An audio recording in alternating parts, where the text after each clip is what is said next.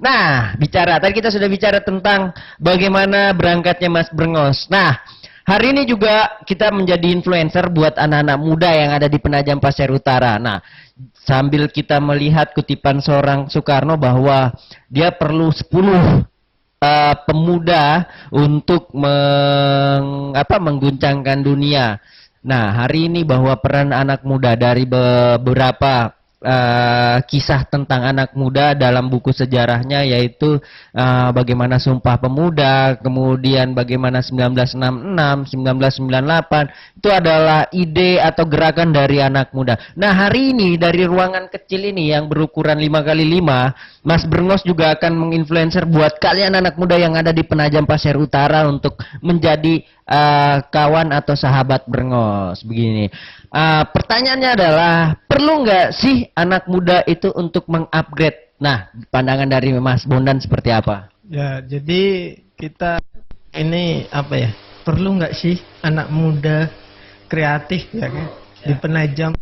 Ya kalau menurutku sih ya, selama apa ya, semakin hari itu anak muda kreatif tuh semakin berkurang.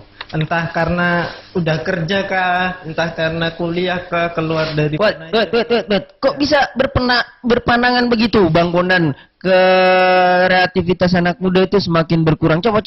Karena dulu tuh kalau aku apa ya, ku cermati tuh tiap minggu ya, bahkan ya tiap minggu lah, itu selalu ada kegiatan seperti itu, kegiatan untuk Penajam seperti itu, entah itu apa ya, kayak musik kayak gitu, terus pokoknya ada lah, entah apa namanya, bersih pantai kayak gitu. Ya, gitu.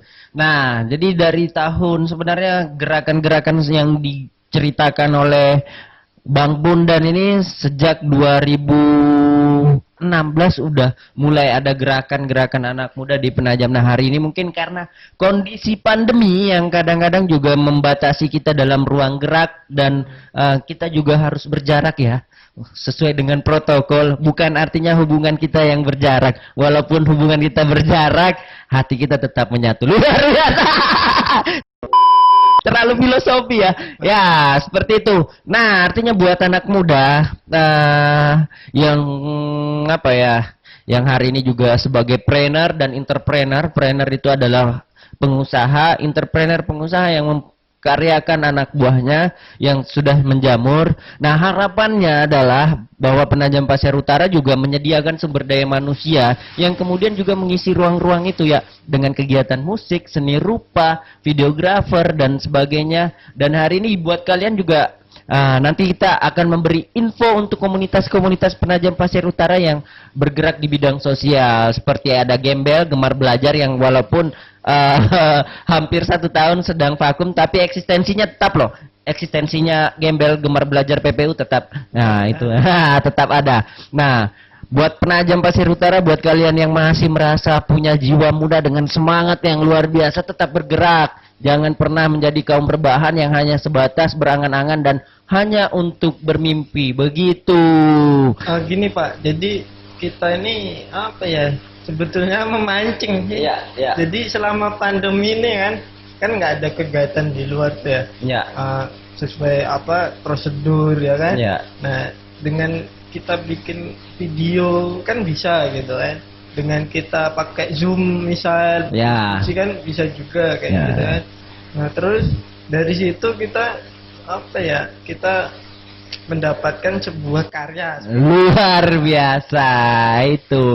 Nah, jadi kalau punya ide atau karya itu segera dieksekusi, karena suatu saat sama halnya kalian punya target untuk mengungkapkan perasaan kalian, tapi kalian tidak pernah mengungkapkan, yang akhirnya kalian akan menjadi tamu undangan di pernikahannya. Sama dengan halnya ide. Jadi jangan hanya sebatas diangan-anganin ya Bang Bondan ya. Kemudian nanti akan dijadikan atau dieksekusi orang lain ide kalian itu. Dan karena ide itu mahal, jadi tetap harus lisensinya dari kalian, tanpa harus secara tertulis, de facto dan de jure. Kalian harus mengeksekusinya secara fakta, kalian akan diklaim sebagai orang yang memiliki ide tersebut. Begitu. Ya Pak, tadi aku aku potong terus. Siap. Ini lain dari apa ya? Lain dari topik nih ya. Ya. Tadi aku dapat komen tuh, Mas kok sambil ngerokok sih kayak gitu.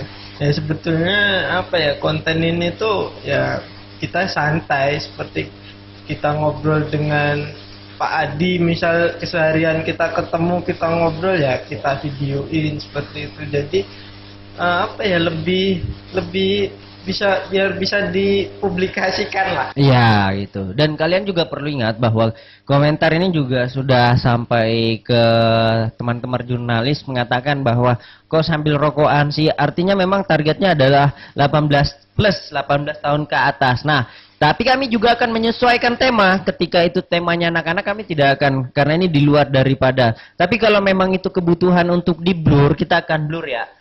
Rokok itu. Mungkin mukanya di blur. Jangan. Ini mau ngartis ini, mau jadi artis ya. Jangan di blur. Ya, itu komentar. Nah, komentar itu adalah sebuah saran dan masukan yang kemudian menjadikan kita mengupgrade ya pengetahuan kita. Kalau memang itu tidak baik, kita akan coba untuk memperbaikinya gitu.